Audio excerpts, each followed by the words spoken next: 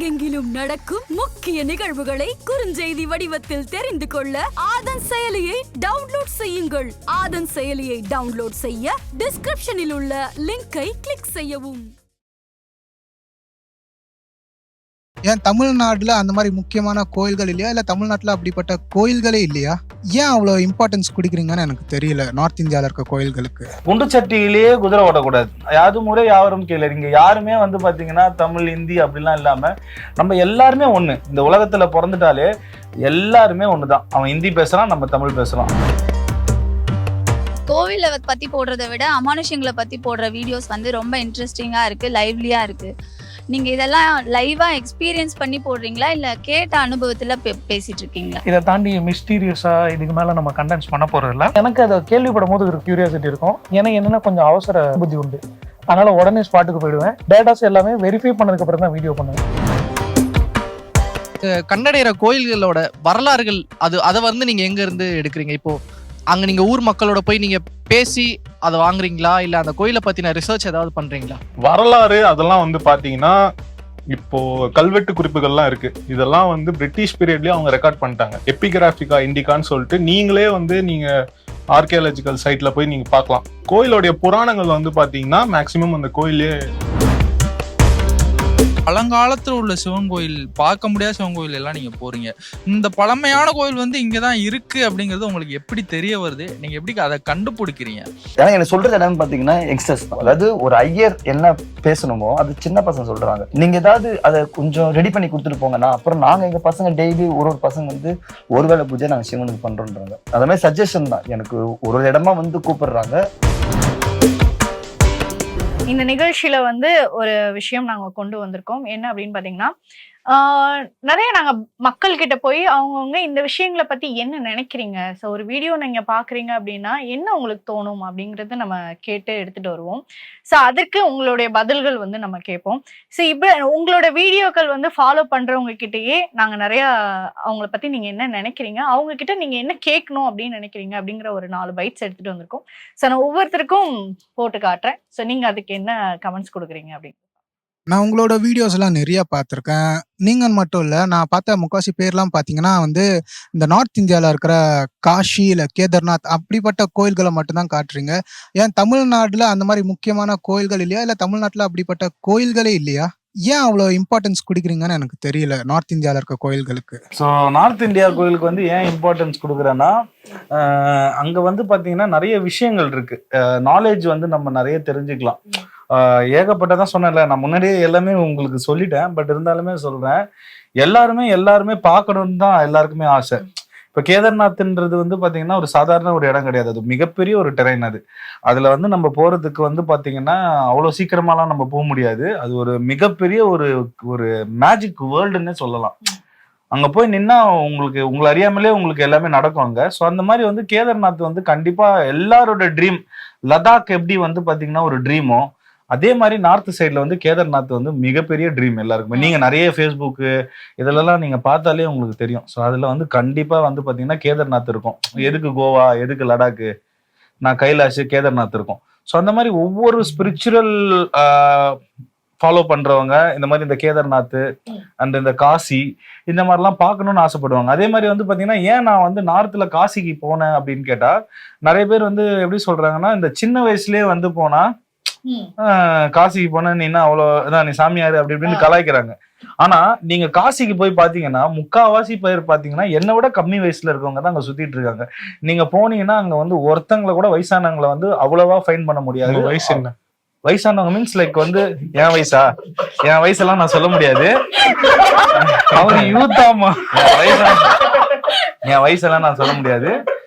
இது எனக்கு வாலிப வயசு, அதனால வயசுலாம் சொல்ல முடியாது, சொல்றேன். ஓகேங்களா? ஸோ இந்த மாதிரி காசியில வந்து முழுக்க இந்த வயசானவங்க எல்லாம் போறாங்க அப்படின்றதெல்லாம் தாண்டி அங்க என்ன இருக்கு, ஸோ இதை நம்ம போய் மக்களுக்கு சொல்லலாம் அப்படின்றது தான் அந்த நோக்கம். அங்க போனது, அங்க போய் பார்க்கும்போது எனக்கே ஆச்சரியமா இருந்தது. நம்மளோட சின்ன பசங்க அதே மாதிரி நம்மளுக்கு மேல இருக்கிற ஒரு 45 அந்த மாதிரி இருக்கிற ரேஞ்சில் இருக்கவங்க எல்லாமே காசிக்கு வராங்க போறாங்க. இதை வந்து நம்ம மக்களுக்கு வந்து சொல்லணும். காசின்றது ஒரு மெயினான அது நார்த் சைடு தான். ஸோ இப்போ வந்து நார்மலா நான் சொன்ன மாதிரி தான் நிறைய பேர் ட்ரிப்புக்கு கூட்டு போறாங்க, அங்க கூட்டு போயிட்டு இதுதான் காசி இதான் நதின்னு சொல்லி முங்கி எழுந்து நம்ம வந்துடும். அது இல்லாம காசியில என்னென்ன பார்க்க வேண்டியது இருக்கு. காசி வந்து பாத்தீங்கன்னா கோயிலை தாண்டி அது ஒரு அழகான நகரம். ஸோ அந்த இடத்த நம்ம எல்லாமே பார்க்கணும். அதாவது எப்படின்னா குண்டு சட்டியிலேயே குதிரை ஓட்டக்கூடாது. ஓகே, சோ நிறைய இடத்த எக்ஸ்போஸ் பண்ணி ஆமா, பார்க்கணும். குண்டு சட்டியிலேயே குதிரை ஓட்டினா அப்படியே குதிரை ஓட்டினே இருந்துட வேண்டியதுதான். அதாவது நம்ம வந்து ஏன் வந்து ஒரு வெளியில இடத்துக்கு உங்களே இல்ல உங்களே இல்ல வெளியில நம்ம ஏன் எக்ஸ்போஸ் பண்ணி நம்ம எங்க எல்லாம் ஏன் போறோம்னா 4 பேரை பார்ப்போம், 4 விஷயம் தெரியும். இதெல்லாம் நம்மளுக்கு வந்து பாத்தீங்கன்னா அப்படியே இருந்துட்டோம்னா லைஃப்ல எதுவுமே பார்க்க முடியாது போயிடும். ஸோ ஆஃபீஸு, வீடு, அப்பா அம்மா பசங்க, ஒய்ஃபு, ஃப்ரெண்ட்ஸு, இந்த மாதிரி நம்மளுடைய அந்த சர்க்கிள்ல மட்டுமே தான் நம்ம வாழ முடியும். ஸோ அதை தாண்டி வெளியில போகணும். ஐ மீன் லைக் அப்பதான் வந்து நம்மளுக்கான என்னோட பொண்ணெல்லாம் நான் தான் சொல்லுவேன், என் பாப்பா என் டாட்டர் அதான் நான் சொல்லுவேன், நீ அப்பா மாதிரியே நீ வெளியே போகணும், எங்க போனாலும் நீ தைரியமா போகணும், வரணும், நான் உன்னை கூப்பிட்டு போறேன் அப்படின்னு நான் சொல்லியிருக்கேன் அவகிட்ட. அவளுமே நான் தனியா கூப்பிட்டு டிராவல்லாம் பண்ண போறேன்.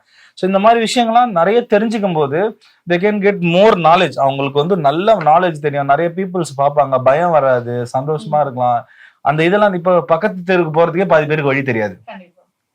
இது எப்படி போனா இந்த சந்து வருமானு சொன்னா ஆப்வியஸ்லி போக மாட்டாங்க. அது மாதிரி நார்த் சைடு போறதுனால நிறைய விஷயங்கள் கத்துக்கலாம். நாலேஜ் கணேஷ் ப்ரோ சொன்ன மாதிரி தான் நிறைய நாலேஜ் தெரிஞ்சுக்கலாம். இப்போ எனக்கு நிறைய லிங்க் இருக்கு. எனக்கு நார்த் சைட்ல அவ்வளோ ஃப்ரெண்ட்ஸ் இருக்காங்க. நான் போய் ஒரு ஃபோன் பண்ணா இங்க இருந்து நான் சென்னையில விருகம்பாக்கத்துக்கு கால் பண்ணி 10 பேரை கூப்பிட்டேன்னா அதே மாதிரி நார்த் சைட்ல எனக்கு வந்து 10 பேர் நிக்கிறதுக்கு ரெடியா இருக்காங்க. ஏன்னா நான் ஒரு தமிழ்னு சொல்லிக்கிறதுல பெருமைப்படுறேன்.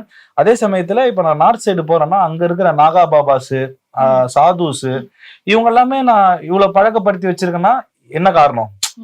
எனக்கு ஹிந்தியுமே பேச தெரியாது. ஆனா அவங்க நான் பண்றதை பார்த்து அவங்க வியக்குறாங்க. அவங்க வந்து அவங்க ஹாப்பியா ஃபீல் பண்றாங்க. நம்ம ஒரு தமிழ்கார பையன் வந்து இந்த அளவுக்கு வந்து ஒரு நார்த் சைட்ல இருக்கிற சிவனுடைய இதை வந்து பார்த்தோன்னா இவ்வளவு வந்து அவன் ஈகரா பண்றானே, அவங்களுக்கு அவ்வளவு ஆசை. அது அவங்க வந்து அப்படி நினைக்கிறாங்க, இந்த பையன் வந்து அங்கிருந்து இங்க வந்து நம்மளை பத்தி பேசுறானே, சூப்பரா இது பண்றானே. யாருக்கும் அந்த மாதிரி வராது. இங்க நார்த்ல இருந்து வராங்க, என்ன மாதிரி விளாகர்ஸ் அங்கேயும் இருக்காங்க, அங்கிருந்து இங்க வந்து தமிழ்ல பண்றவங்களும் இருக்காங்க.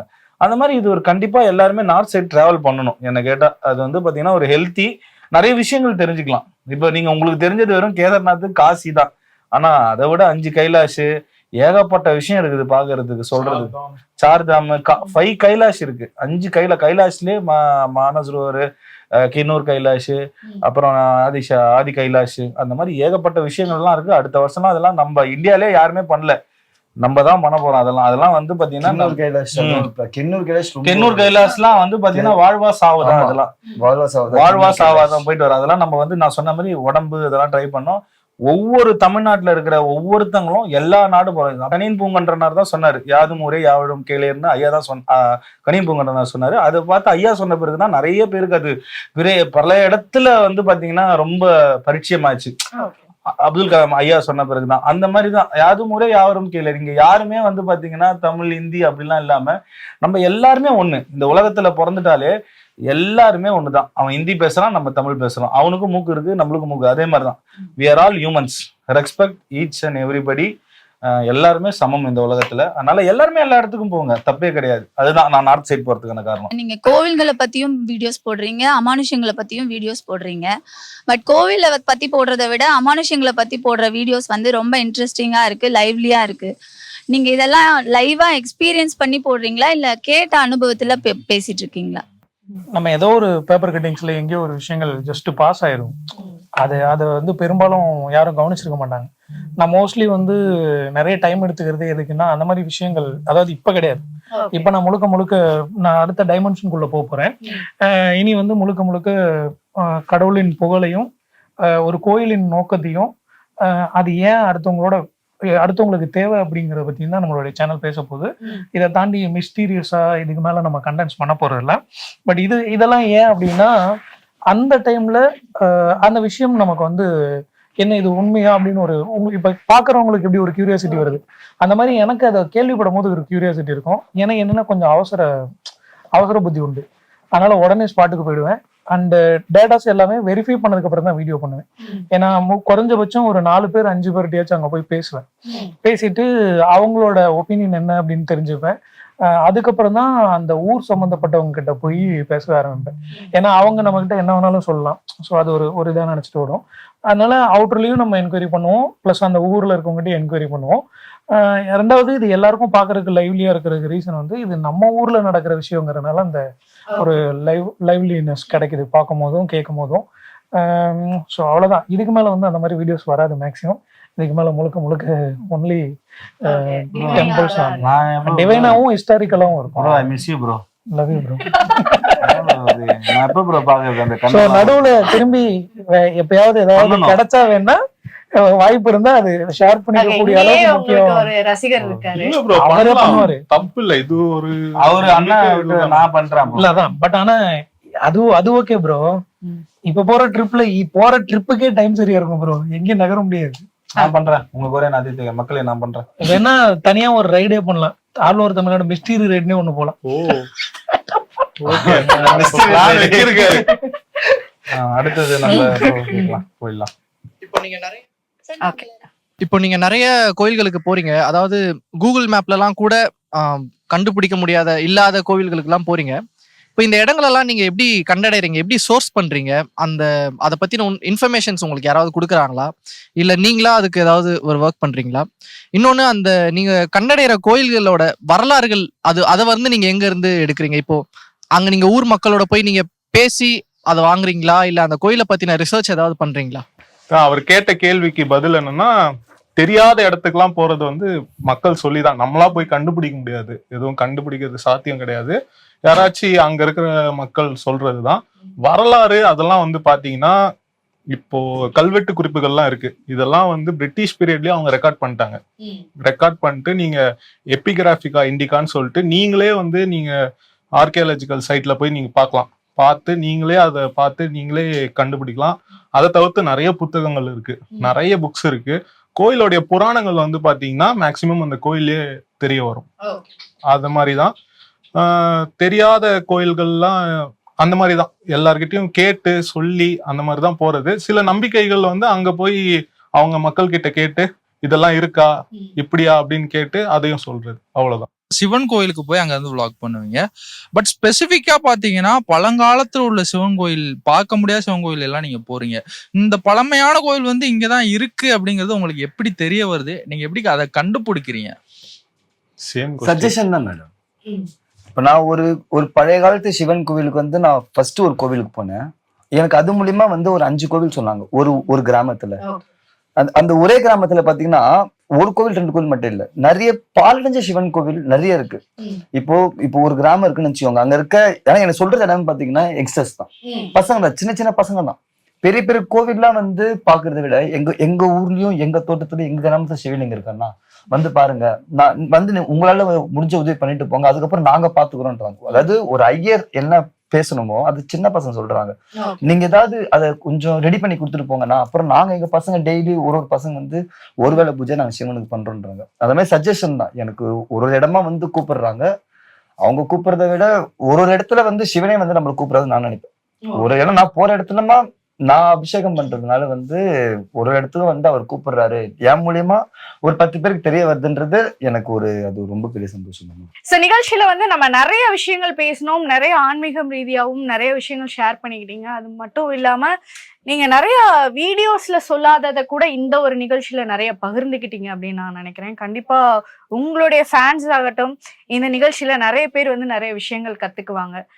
அந்த மாதிரி ஒரு பயனுள்ள நிகழ்ச்சியா இந்த நிகழ்ச்சியை மாத்தினதுக்கு, அதுவும் இல்லாம நான் கூப்பிட்டதும் எல்லாரும் உங்களுடைய வேலையை விட்டு இந்த ஒரு நிகழ்ச்சியில இவ்வளவு நேரம் எங்களுக்காக டைம் ஸ்பெண்ட் பண்ணி நிறைய விஷயங்கள் பகிர்ந்துக்கிட்டதுக்கு மிக்க நன்றி. நன்றி.